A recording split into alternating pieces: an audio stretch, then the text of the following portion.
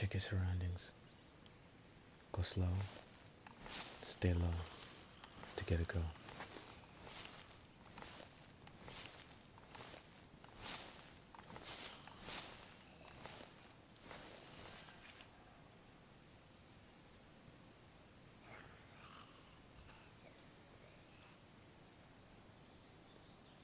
The checkpoint looked deserted.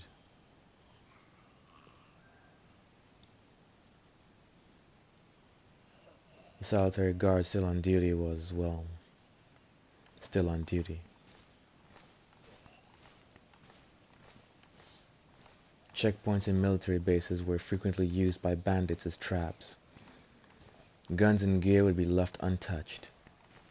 People would be attracted, drawn to them like moths to a flame, and gunned down or captured. Daytime was, ooh, mushroom. She was easily distracted. She moved in cautiously, keeping her head low. Nose to the ground, she waited. Listened out for anything. Movement. Noises. People. Another one.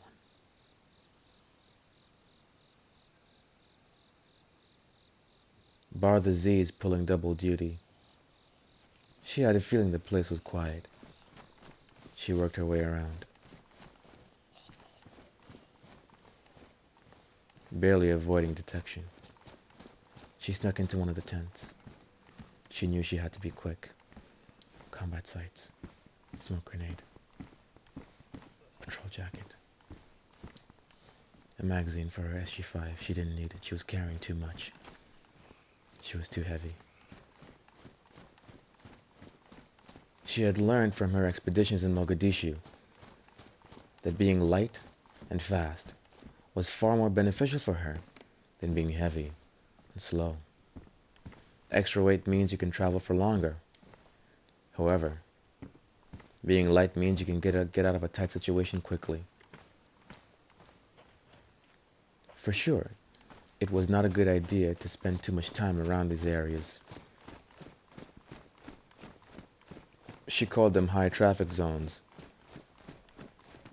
In reality, they were death zones, like kill houses. She moved into cover, kissed the dirt, and checked her compass. East it is.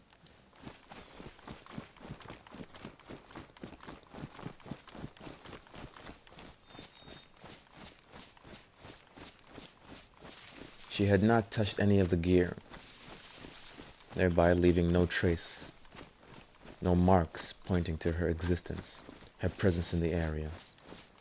She always worried about being tracked, being followed.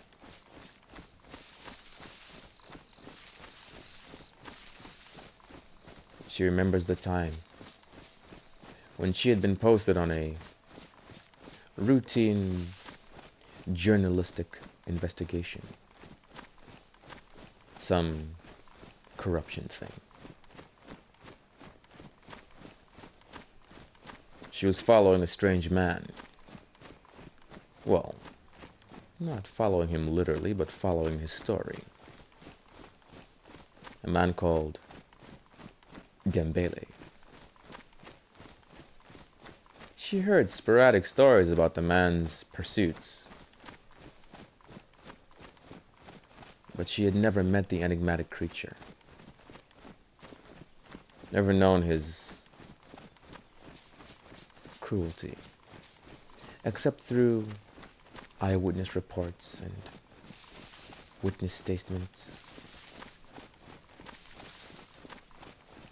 From what she gathered, he was a bad man. But her job was not to decide whether or not he was truly a bad man or not. Her job was simply to collect information and give it to her superiors. After all, she was only a junior investigator at the time, under the supervision of one of her closest companions, a man who came to save her life countless times.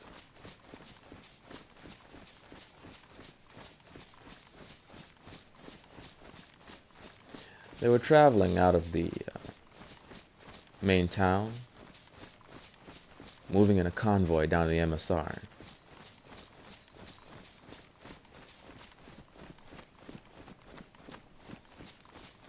A mixed bag, for sure. Journalists, reporters, photographers. They were all traveling out to investigate the big fuss. Dembele, the self-styled revolutionary leader, had recently captured a village far too close for the government's comfort. Civil war was looming, very much on the way. And she was right there, right in the thick of it. The convoy drove past the ruins of what was a school, a marketplace, and then a church.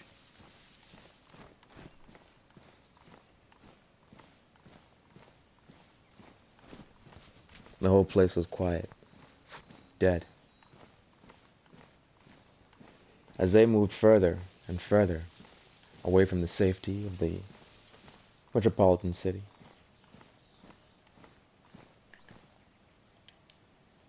they moved closer and closer. Closer to death and despair. She couldn't think about that right now. She had traveled too long, stretched herself too far. She took shelter in what was the ruins of an old house, burnt down. Hopes, dreams, love, life, and laughter, all gone. And this is what was left. Charred ruins.